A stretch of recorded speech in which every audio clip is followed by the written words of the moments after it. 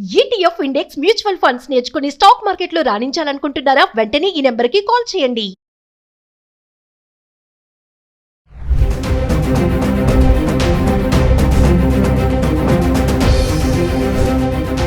నమస్తే, welcome back to Suman TV. ప్రస్తుతం మనతో పాటు ఉన్నారు consumers affairs committee chairman Mandari Krishna Reddy గారు. నమస్తే సార్. నమస్తే అమ్మా. సార్, మన అమెరికా వదిలి మన ఇండియన్స్ చాలా మంది బ్యాక్ వచ్చేస్తున్నారు. మామూలుగా అమెరికా అంటే మనం ఒక వీడియోలో మాట్లాడుకున్నాం, చాలా మంది అక్కడ ఏదో ఒక పని చేసి బతికేద్దామని వెళ్ళిన వాళ్ళు చాలా మంది ఉంటారు. కానీ ఇప్పుడు ఏంటంటే అక్కడ ఉండలేక వచ్చేస్తున్నారు మన వాళ్ళందరూ కూడా. ఇదంతా కూడా ట్రంప్ ఎఫెక్టే అనుకోవచ్చా, ఇంకేమైనా కారణాలు ఉంటాయంటారా? 100% ముందు ట్రంప్ ఎఫెక్ట్ ఎక్కువ భాగం, కొంత భాగం ఏంటంటే ఏ ఎఫెక్ట్ కూడా కొంత ఉందని చెప్పుకోవచ్చు. కానీ ఇప్పుడు మాత్రం ఎక్కువగా ట్రంప్ ఎఫెక్ట్ ఎక్కువ కనపడుతుంది. ట్రంప్ చేసిన పని ఏమిటంటే, అసలు గ్రీన్ కార్డు హోల్డర్స్ను కూడా నువ్వు అమెరికన్ సిటిజన్ కావు, నిన్ను ఎప్పుడంటే అప్పుడు పంపించడానికి మాకు హక్కు ఉంది, ఏ చిన్న తప్పు జరిగినా చిన్న పొరపాటు జరిగినా నిన్ను వెంటనే వీసా క్యాన్సిల్ చేసి పంపిస్తామని చెప్పి బెదిరించడం అనేది ఒక పెద్దగా తప్పింది. రెండవది, ఎక్కడైతే ఉద్యోగస్తులు ఇంతకుముందు మనకు అక్కడ మన వాళ్ళు జాబ్స్ చేస్తున్నారు, ఈ జాబ్స్ చేసేటువంటి వాళ్ళలో ఎక్కువ మంది ఏంటంటే పెట్రోల్ బంకులలో లేకపోయినట్టు వాళ్ళు హోటల్స్లోనో లేకపోతే డెలివరీ బాయ్స్ లాగానో ఇట్లా పనిచేసే వాళ్ళు ఎక్కువ ఉన్నారు. వ్యవసాయ కేంద్రాల్లో పనిచేసే వాళ్ళు చాలా ఎక్కువ మంది ఉన్నారు. వీళ్ళు గతంలో ఏం చేసేవాళ్ళు అంటే ఎక్కువ గంటలు పనిచేసేవాళ్ళు. వీళ్ళకి అన్ని గంటలు పనిచేయడానికి రైట్ లేదు. అక్కడ అమెరికన్ చట్టాల ప్రకారంగా లిమిటెడ్ అవర్స్ మాత్రమే పనిచేయాలి అనేది ఉంది. వాళ్ళకి జీతం కూడా ఎక్కువ ఇస్తున్నట్టుగా చూపించాల్సిన అవసరం ఉంది. మరి అమెరికన్స్ని పెట్టుకుంటే చాలా ఎక్కువ జీతం ఇవ్వాల్సిన పరిస్థితి ఏర్పడుతుంది. కాబట్టి ఇండియన్ ఆ ప్లేస్లో పెట్టి వాళ్ళు ఒక రకంగా తక్కువ ఖర్చుతో నడిపించేందుకు ప్రయత్నం చేస్తూ ఉన్నారు వాళ్ళ వ్యాపారాలు. ఇప్పుడు ట్రంప్ తీసుకొచ్చిన చట్టాలన్నీ కూడా చాలా స్ట్రిక్ట్గా ఉండడం వల్ల అలాంటి వాళ్ళని అకామిడేట్ కష్టంగా ఉంది. కాబట్టి అలాంటి వాళ్ళని వెళ్ళిపోవాలని చెప్పి పంపించాల్సిన పరిస్థితి ఏర్పడుతుంది. చాలామందిని వీసాలు ఎక్స్టెండ్ చేసుకుంటూ అక్కడ ఉన్న వాళ్ళు చాలామంది ఉన్నారు. అంటే వీసా లేదు వాళ్ళకి, వాస్తవంగా 6 నెలలకు గడువుకి వెళ్ళారు, కానీ అక్కడే స్థిరపడిపోయారు. అంటే వాళ్ళందరూ కూడా ఒక రకంగా ఇల్లీగల్ ఇమిగ్రేట్స్ కింద లెక్క వాళ్ళు. ఇప్పుడు ఇంతకుముందు పెద్దగా ఎవరు పట్టించుకోలేదు. ట్రంప్ కన్నా ముందు ఉన్నవాళ్ళు, బైడెన్ కానీ వాళ్ళు కానీ ఎవరు కానీ పట్టించుకున్న పరిస్థితిలో ఉంది. ఏదో వచ్చారు, ఒకసారి అమెరికా వచ్చారు, ఇక్కడ సెటిల్ అయ్యారు, ఏదో ఒక పని చేసుకొని బతుకుతున్నారు.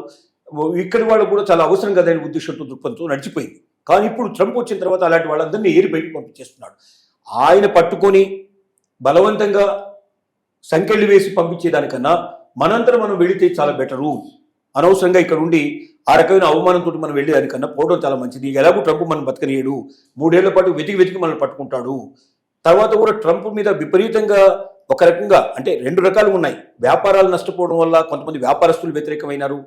తర్వాత విపరీతంగా ట్యాక్సెస్ వేయడం వల్ల కొంతమంది కస్టమర్స్ అంతా కూడా వ్యతిరేకమైనారు. కానీ మళ్ళీ ఇప్పుడు ఏమైందంటే ట్రంప్ రాజీపడి ఈ ట్యాక్సెస్ అనేటువంటి బాగా తగ్గించేసేసి అందరితో రాజీపడి వాళ్ళు మన దేశం మీద మన దిగుమతుల మీద కూడా వాళ్ళు అమెరికా నుంచి పంపించే వాటి మీద కూడా మనం ట్యాక్స్ తగ్గించేటట్టు చేసుకొని ఆ రకంగా బెనిఫిట్ ఉభయత్రం వచ్చేట్టుగా చేశాడు. మొదట బాగా ఇబ్బంది పడ్డటువంటి అమెరికన్స్ కూడా ఇప్పుడు ఏం గ్రహించారంటే మన అమెరికాకు చాలా మేలు జరిగింది, మన ట్యాక్సెస్ కూడా ఇతర దేశాల్లో మన వస్తువులు ఎక్కువ అమ్ముకునే పాసిబిలిటీ ఏర్పడుతుంది, కాబట్టి మనం ఇండస్ట్రీస్ బాగా డెవలప్ చేసుకోవచ్చు, ఎంటర్ప్రెన్యూర్షిప్ డెవలప్ చేసుకోవచ్చు అనే ఉద్దేశం కూడా ఉన్నారు. కాబట్టి రోజు రోజుకి మళ్ళీ కొంచెం ట్రంప్కు సపోర్ట్ పెరిగే పరిస్థితి ఏర్పడింది. ఈ పరిస్థితుల్లో, ఈ సిచ్యువేషన్స్లో ఇక ట్రంప్ మనల్ని ఎలాగూ ఇక్కడ ఉండనివ్వడు, కాబట్టి మనం జాగ్రత్త పడి ముందే వెళ్ళడం మంచిది. ఎలాగో ఉద్యోగం చేసుకోలేకపోతున్నాం, ఉపాధి చేసుకోకపోతున్నాం, కోల్పోతున్నాం మనం అనేటువంటి ఉద్దేశంతో ఎవరైతే ఇల్లీగల్ ఇమిగ్రేట్స్ ఉన్నారో వాళ్ళందరూ వెంటనే వెనక్కి వచ్చే ప్రయత్నాలు చేస్తున్నారు. ఈవెన్ ఏ ఎఫెక్ట్ కూడా ఉండడం వల్ల ట్రంప్ కాకుండా ఆర్టిఫిషియల్ ఇంటెలిజెన్స్ కూడా కొంత పని చేస్తుంది. ఎందుకంటే ఇప్పుడు మనం చూస్తున్నాం అక్కడ మనిషి చేసే పనిని అది చేస్తుంది. ముఖ్యంగా భారతీయులు ఎందుకు కోరుకుంటున్నారంటే భారతీయుల్లో లీడర్షిప్ ఉంది, భారతీయులు ఎగ్జిక్యూటివ్ చేసేటువంటి అవకాశం ఉంది. ఇప్పుడు మనం చూస్తే పెద్ద పెద్ద కంపెనీలందరికీ భారతదేశం నుంచి వెళ్ళిన వాళ్ళు, ముఖ్యంగా సౌత్ ఇండియా నుంచి వెళ్ళిన వాళ్ళు హెడ్స్గా ఉన్నారు. పెద్ద పెద్ద కంపెనీస్కి అందరికీ మనకు మైక్రోసాఫ్ట్ చూసినా లేకపోతే ఇంకోటి చూసినా ప్రతి కంపెనీకి మన వాళ్ళు హెడ్స్గా ఉన్నారు. అంటే ఒక పెద్ద ఆర్గనైజేషన్ నడపగలిగేంత లీడర్షిప్ క్వాలిటీస్ మన దగ్గర ఉన్నాయి. కానీ ఏ వచ్చిన తర్వాత ఎవరు నడపాల్సిన అవసరం లేదు, ఏ నడుపుతుంది కావాలంటే అనేటువంటి పరిస్థితులు ఏర్పడిన తర్వాత అలాంటి వాళ్ళకు కూడా భయం పట్టుకుంది. కాబట్టి చాలామంది ఇంకోటి ఏమైందంటే ఇతర దేశాల్లో ఎవరైతే వచ్చి అక్కడ కంపెనీస్ నడపాల్స్తున్నారో వీసాలన్నీ ఆపేయటం వల్ల కంపెనీ ఎక్స్పాన్షన్ ఆగిపోయింది. బయట వాళ్ళు ఎవరు ఎక్స్పాన్షన్ వాళ్ళు చేసుకోవడానికి పాసిబిలిటీ లేకపోయిన పరిస్థితి ఏర్పడింది. దాని ఎఫెక్ట్ కూడా చాలా పడింది.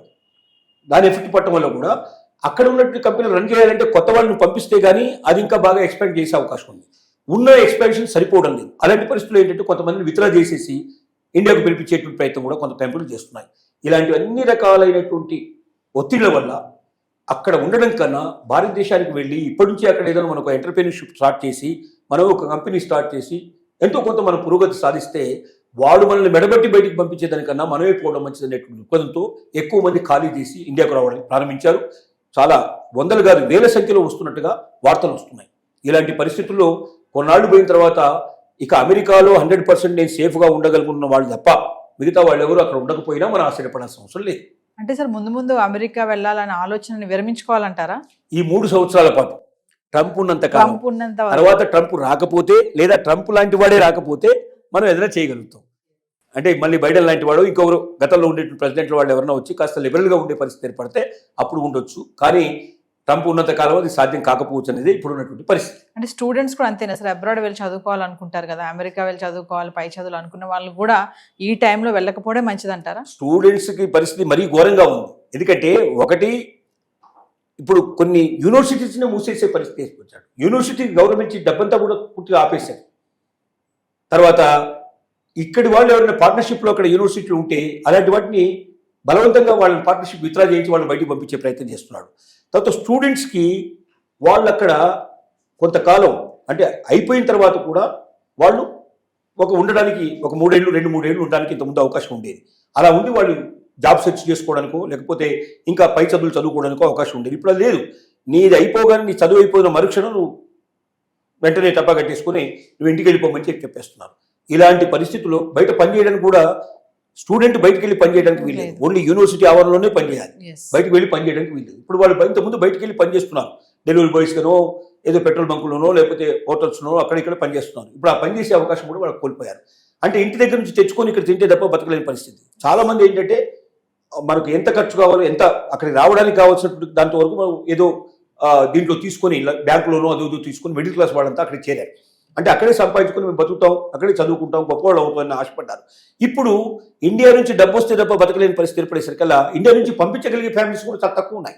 అంటే ఇండియా నుంచి ఎప్పుడైతే పంపించలేకపోతున్నారో అక్కడ ఉండడానికి అవకాశం లేక కొంతమంది వెనక్కి తిరిగి వస్తున్నారు. స్టూడెంట్స్ అలాగే వస్తున్నారు. ఇంకా భవిష్యత్తులో స్టూడెంట్స్ కూడా పెరిగే అవకాశం లేదు. వేరే దేశాలకు వెళ్ళడానికి చాలా మంది ప్రయత్నాలు మొదలుపెట్టారు. అమెరికాను వదిలిపెట్టి వేరే వెస్ట్రన్ కంట్రీస్లో ఎక్కడైతే ఈ అవస్థలు లేవో కొన్ని అక్కడ కూడా ఇప్పుడు ఇంగ్లాండ్ కూడా ఇదే పరిస్థితి తీసుకొచ్చింది. వెస్ట్రన్ కంట్రీస్లో చాలా కంట్రీస్లో మా దేశానికి వచ్చేటప్పుడు 1-2 సార్లు ఆలోచించుకొని చేద్దాం అనేటువంటి అంటే ట్రంప్ విధానాలే మిగతా దేశాలు కూడా ఫాలో అయ్యే ప్రయత్నం చేస్తున్నాయి. కాబట్టి అన్నిటికన్నా బెస్ట్ ఏంటంటే మన మాతృదేశం, మన దేశంలోనే మనం అవకాశాలు వెతుక్కోవచ్చు. దమ్మున్న వాడికి శక్తి ఉన్న వాడికి ఈ దేశం వదిలిపెట్టాల్సిన అవసరం లేదు.